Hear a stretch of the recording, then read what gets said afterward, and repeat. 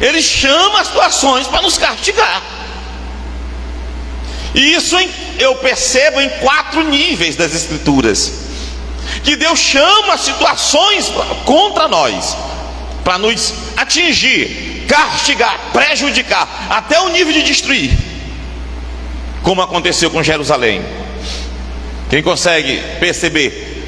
Então eu estava meditando, por exemplo, ao nível em que Deus permite e chama situações contra nós para nos, vamos dizer assim, livrar de um mal. A pessoa não está ruim, má diante de Deus, ela não está desagradando o Senhor, mas como Paulo, eu me lembro de Paulo usando o exemplo bíblico. Paulo não estava de forma alguma sendo uma pessoa desagradável a Deus, que estava dando tristeza ao Espírito Santo, não estava cumprindo o seu chamado, seu propósito, não estava se dedicando ao que Deus o chamara para fazer, não. Mas Paulo diz que Deus colocou nele um espinho na sua carne.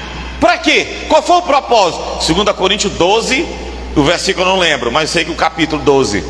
Quem lembra qual foi o propósito? Para que eu não me ensoberbecesse. Aí Paulo agora, o que ele passa para nós é que ele vai ser punido. Um espinho na carne, imagina um espinho na tua carne.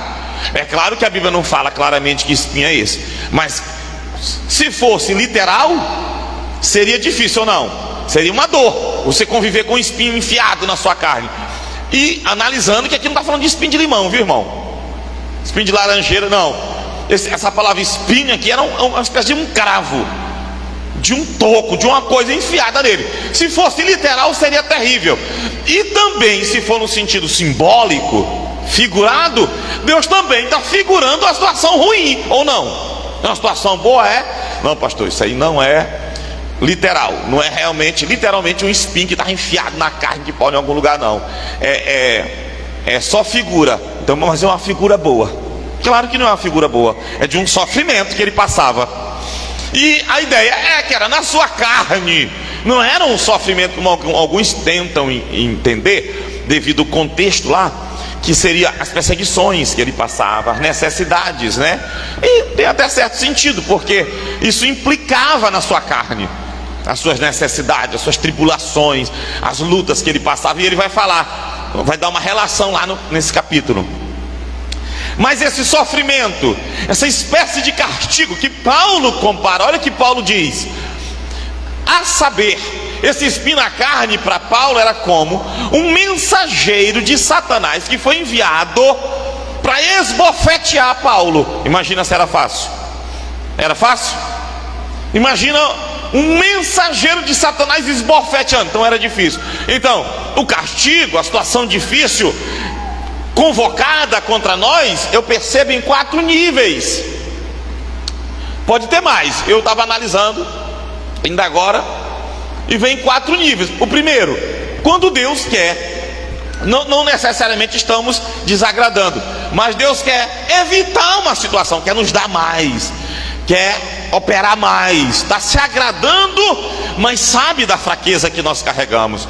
E é uma fraqueza. Paulo diz para que, olha como ele é humilde, né? O que Paulo vai dizer? Para que eu não me ensoberbecesse, não me orgulhasse pela grandeza das revelações, pelo volume do que eu estou recebendo de Deus.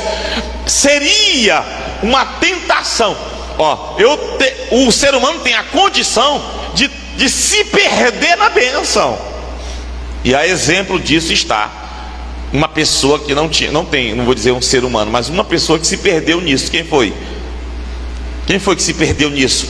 Na grandeza do que ele recebeu, na excelência da formação da criação dele, na beleza do que ele era e do que ele tinha. Quem se perdeu nisso?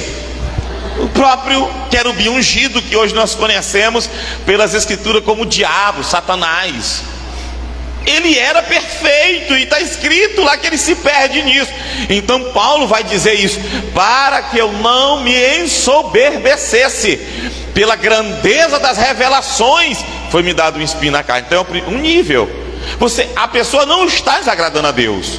Paulo é claro em dizer: não é que eu estava tropeçando em alguma coisa, não é que eu precisava de um castigo não, era para evitar que eu me ensoberbecesse, que eu me orgulhasse, que eu me perdesse, devido ao volume, a grandiosidade, o nível que ele me levou a penetrar, a receber dele, a conhecer, a ponto que Paulo diz que foi arrebatado, se no corpo ou fora do corpo, ele diz, até onde?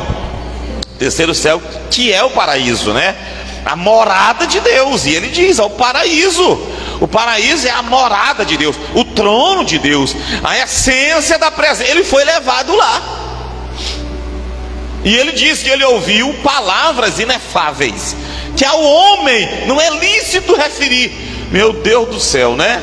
Não estou chamando o nome dele em vão, mas estou dizendo: meu Pai, que profundidade, que ao homem não é lícito, e ele é homem e está recebendo, está ouvindo, penetrando na revelação, no conhecimento, no discernimento. Então é tão grande, é tão profundo, que ele diz: para que eu não me ensoberbecesse. Aí Deus, o Senhor, mandou isso aqui, enfiou em mim um espinho, para que eu ficasse no meu lugar. Senão, quem está entendendo?